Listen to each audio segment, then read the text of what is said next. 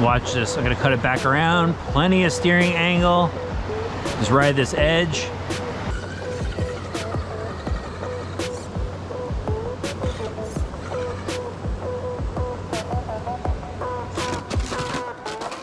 I think Vanquish Products has given us some pretty cool ready-to-run options. The Phoenix, the Fordyce, and now this, the VRD Ready to Run, a competition off-road vehicle. Let's get it out of the box.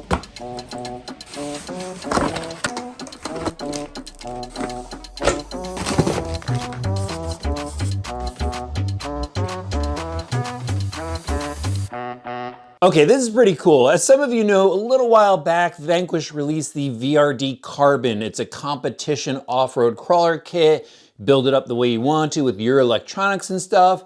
And as that's pretty awesome, not everybody is into building up their own comp crawler. Some people, may want to get started in something simple, something ready to go. Some people might just want something that's easy to get into for some performance crawling for plain old fun, which is kind of my case. And so I'm excited to see this, the VRD Stance Ready to Run. Now, they wanted me to let you guys know that Stance isn't the name of the rig itself, it's the name of the body. And as you can see, it's a low profile competition style body. It comes painted from the factory in this neon yellow. They also have a silvery gray version, decals to go along with it. But I like this body. It's pinched in the front, dovetailed in the rear. Not got to see a lot of this body scraping in the ground or the tires catching it. Love that it has clear windows, and they even went and painted the bed. Let's get the shell off so we can take a look at the chassis. All right, here it is, the VRD uncovered, and what a great looking rig. Again, I didn't have the carbon guys, so I'm looking at this from brand new eyes, really excited about this. Can't wait to see how it performs, but let's go over what this comes with now.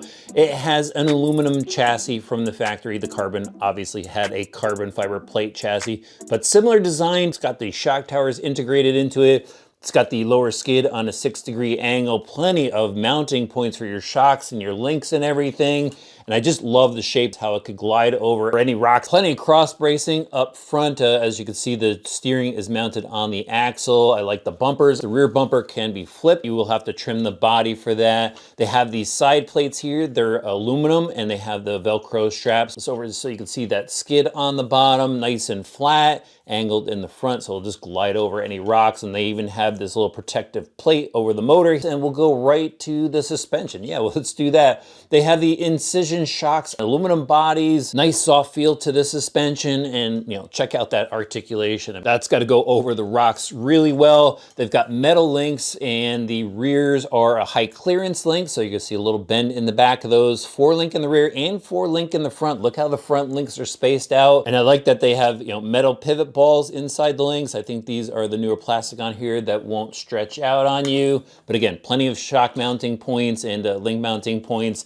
Same style link up front, height clearance setup. They give you a metal servo arm. Really good that everything is up and out of the way, and that's in part to the style of axle that they have on it. These are the F10 portal axles. These have a high clearance ring and pinion setup, portal gears in the knuckles, and I love the knuckles on these. Is in the front. They gave us a weighted outer cover. It's a cast metal, but it's a weighted cover, which is absolutely awesome. About time somebody finally did this.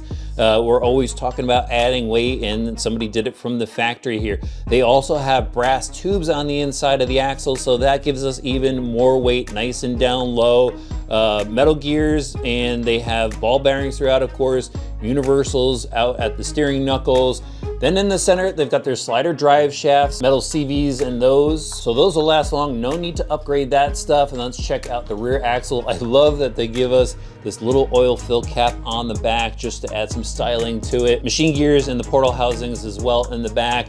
And let's take a look at the transmission setup. So this is their VFD style transmission. As you can see, it places the motor down low up front. Simple fixed spur gear going to chromoly shafts, sintered metal gears on the inside of the case, even ball bearing carriers. So if the carrier wears out, you can replace those. It's actually fairly easy to get this transmission setup out too, in case you need to do any repairs or anything to it. I love the look of it. They got rid of the cap in the front that makes it look like a transmission. It's just simplified. And finally, we can take a look at the electronics. The VS1 servo is mounted up front on the axle. They also have an option set up that you can purchase separately to put a low profile servo on here. Moving back to the VR1 receiver that pairs up with the VT1 computer radio that has the digital readout on it. Probably one of the best ready to run radios you're gonna find on the market. Then there's the VE1 speed controller. This is fitted with an XT60 plug, which is awesome. 35 turn VM1 motor. We've seen this motor, actually we've seen the entire electronic setup on their other ready to runs. Works well out of the box. And then guys, let's talk about the tires, the wheels and tires actually. So it's a beadlock wheel and we've got the VTX2 tires on. These are super soft. These are molded out of the red compound rubber. And then they have the dual stage insert inside, which is really awesome. Now I'm gonna get to two things I found on this kit that I need to make you aware of. One is the wheel nut. The way they've tightened it down, it's actually dug into the wheels from the factory. This really should have been a flange nut. I could see this maybe working its way through and maybe damaging the rim even more as you drive. I really wish they put a flange nut on there. The other thing is the incision shock is leaking out of the box. This one here has got some oil on it, and yeah, I wish they addressed these some more. So I'm gonna go ahead, tighten that up. We'll see if it leaks any more on the trail. But the rest of this rig looks absolutely awesome. Can't wait to drive it. Here it is, guys. One of my favorite spots to go and test rigs. The water's up today, so not a lot of rock face to play with, but still gonna make it happen. I found a couple spots over there that's really gonna challenge this rig, so let's get to it.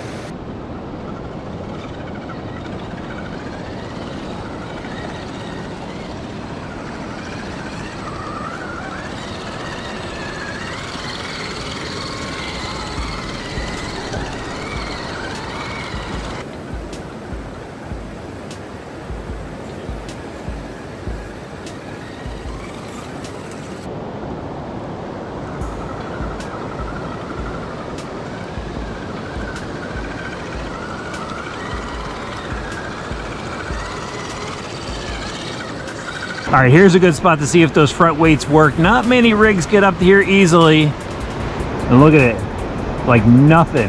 All right, now let's see if we get this little V gap right here. If I get it just right, get those front wheels up and over, that weight should hold it down. Yeah, I don't know if I've ever made it up there with a stock rig.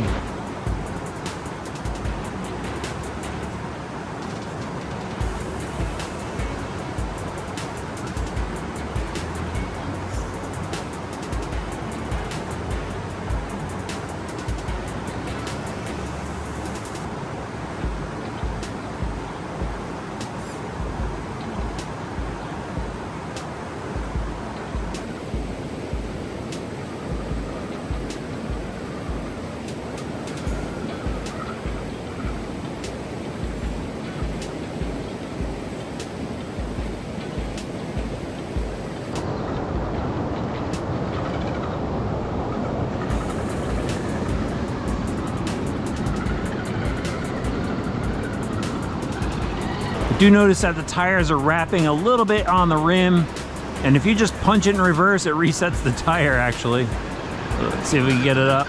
There we go, got a little steering. It's that one rear tire that catches up, makes it want to flip over. I just got to get it around that little hang up. There we go.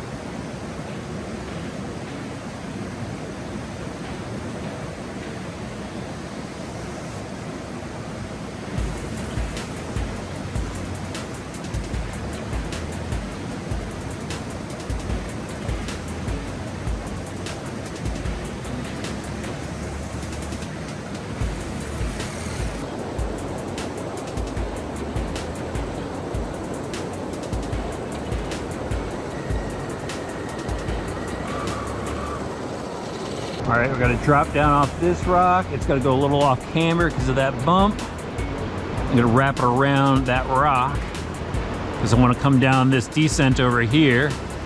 And look at that rear axle just wrapped up into the body. No clicking, that's good. We're gonna drop it down here. We'll just see if we get a nice slow descent. Oh, freewheeled a little bit, but that looks awesome.